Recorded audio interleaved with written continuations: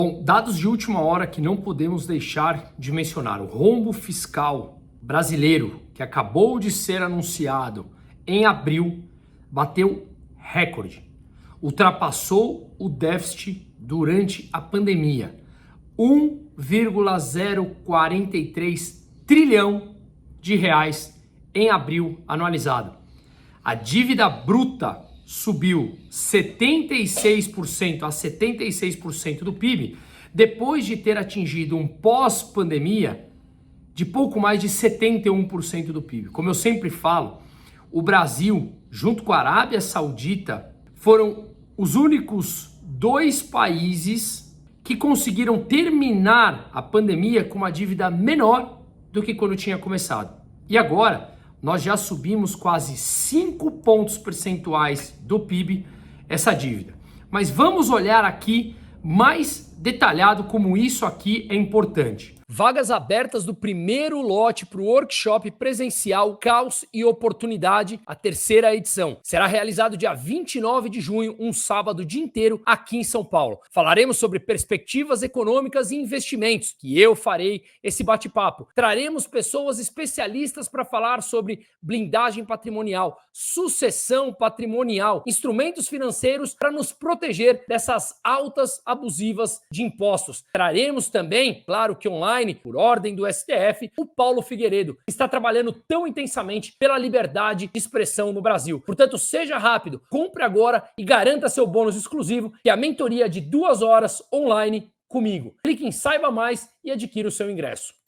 Esse déficit é o déficit nominal. E o que é o déficit nominal? É o déficit primário, a diferença entre o que o governo gasta e arrecada, acrescidos dos juros, os juros que ele paga da dívida. Conforme a gente consegue ver aqui, isso foi de 1,04 trilhão no mês de abril anualizado. Quando nós colocamos o déficit primário, atingiu 266 bilhões de reais. Ou seja, o governo gastou 266 bilhões a mais do que ele arrecadou. Para fechar essas contas, ele precisa claramente emitir mais dívida, os conhecidos títulos públicos, tesouro direto, para conseguir captar dinheiro e fechar a sua conta. Quanto mais endividado um país, maior a dificuldade em atrair investimentos, ou ele precisa pagar taxas de juros mais altas para ser atrativo para esses investidores. E o Brasil vem conseguindo atrair investimentos, vem caindo, ainda consegue atrair, e acredito que continuará, consegue atrair, pelo menos num curto prazo, esses investidores, essas pessoas que estão dispostas a comprar os títulos públicos, só que cada vez mais eles precisam, o governo, emitir um título público com vencimento mais curto, afinal de contas, mais arriscado, os investidores exigem um prazo mais curto para a dívida, a uma taxa de juros mais alta. Quando o governo emite essa dívida pagando taxa de juros mais alta, senão ele não consegue ser atrativo para investidores, emprestar dinheiro para eles, para ele fechar a conta, que mesmo assim não está fechando, mesmo captando a dívida, a gente viu que o déficit primário está acima de 266 bilhões e o déficit nominal acima de 1,04 trilhão, mesmo assim, quando o governo capta pagando mais dívida, gera uma pressão em cima do estoque dessa dívida. Quanto maior os juros, mais juros corrige o estoque dessa dívida, que ultrapassou 6,7 trilhões de reais agora, a dívida pública federal total, e isso, obviamente, gera mais pressão na conta de juros.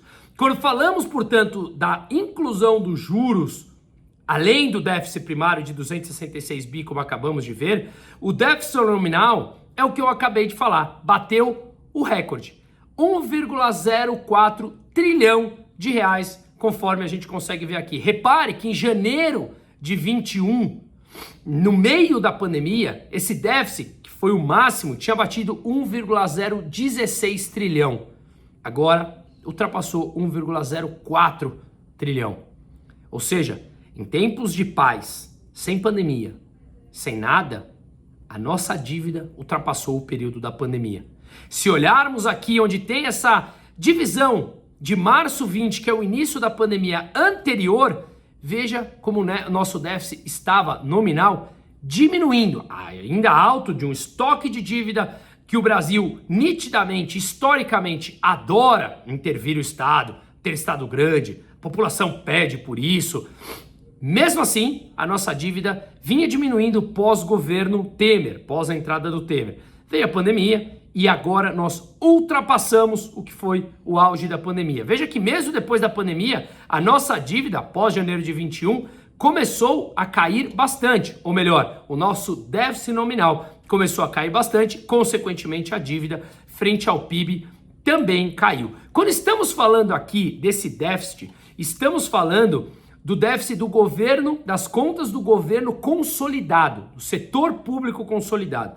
E o que é o setor público consolidado? O setor público consolidado é a somatória do governo central, e o governo central é formado pelo Banco Central, Tesouro Nacional e Previdência Social. Quando falamos, portanto, do governo central, o que nós vemos é que o governo central apresentou superávit no mês de abril, gastou menos do que arrecadou. Claro, nós estamos vendo essa alta gigantescas de impostos que estão estrangulando a atividade empresarial e as pessoas físicas.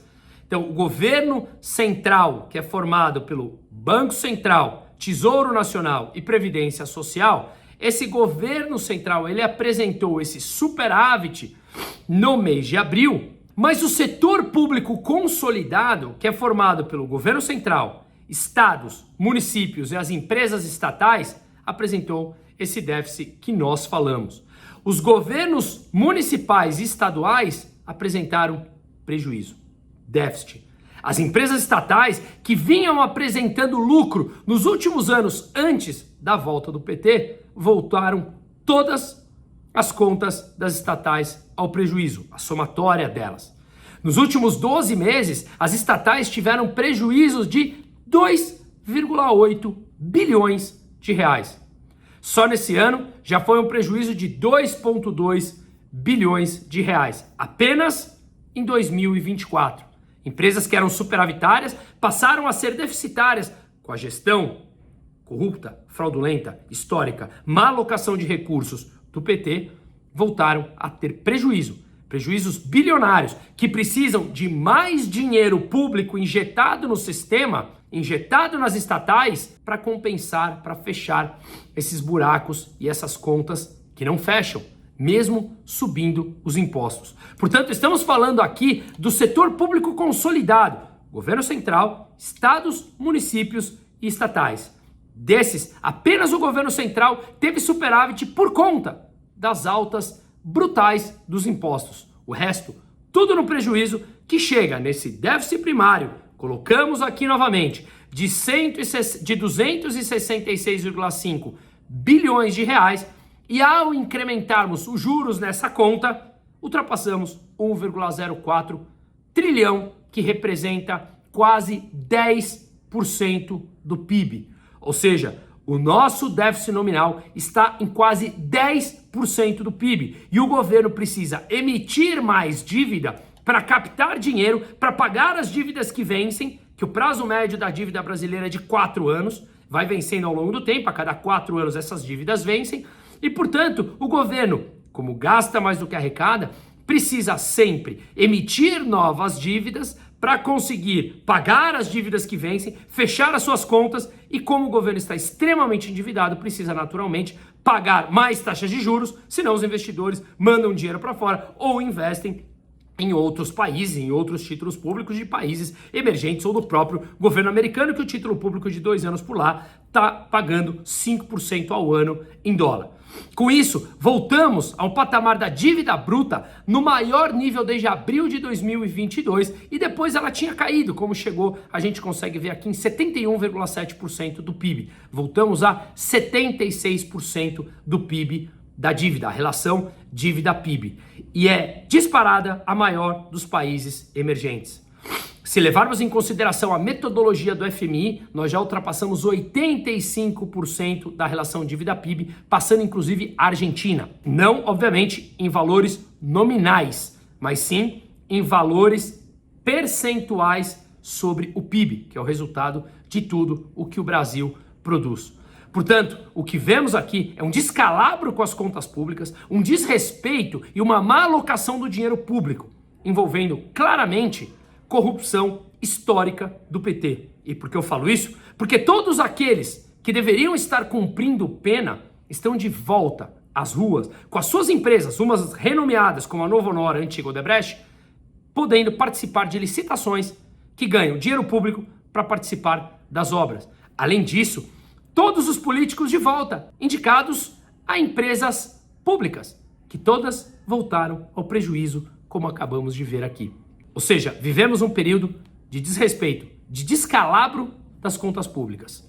E dessa maneira, a dívida continuará crescendo, porque não adianta o governo fazer pressão para baixar a taxa de juros na canetada, quando no fundo ele simplesmente gasta mais do que arrecada produzindo esses déficits trilionários, como acabamos de ver, e os investidores exigem mais juros lá no mundo real, nas taxas de juros futuras, negociada livremente a cada dia na bolsa. Os investidores exigem maiores taxas de juros para conseguir ou para poder emprestar dinheiro ao país. Caso contrário, eu não empresto. Se não empresta, não fecham as contas. Se não fecha a conta, o governo sequer conseguiria pagar as suas dívidas, apresentaria calote. Coisa que não acho que está nem próximo do Brasil fazer. Mas, de qualquer maneira, estamos acelerando o processo de deterioração fiscal e isso pressiona a curva de juros livre, futura, negociada na Bolsa, que é justamente o parâmetro para as empresas, bancos e governos captarem dinheiro. Ou seja, encarece a dívida,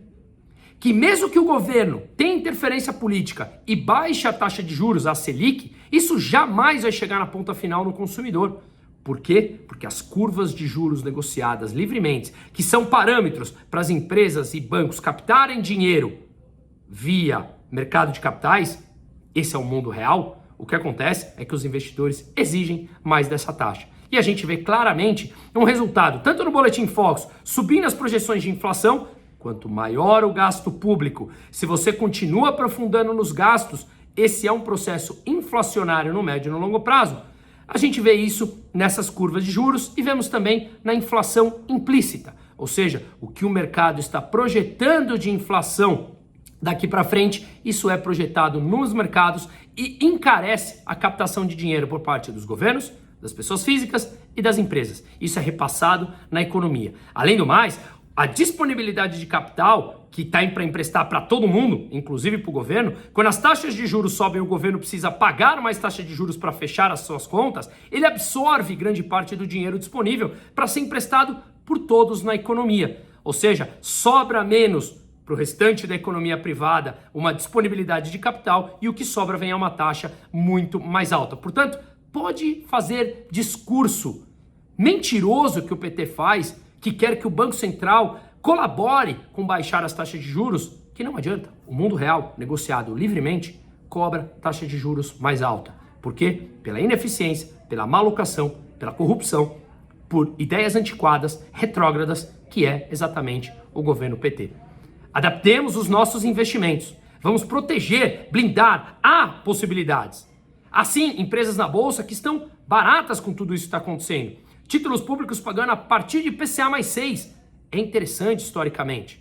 E claro, no Brasil, dólar e Bitcoin. Não é uma recomendação de compra, mas sim me coloca à disposição para debatermos e conhecer o teu perfil para ver se faz sentido. Mas atenção ao que está acontecendo no Brasil. Seguimos na luta.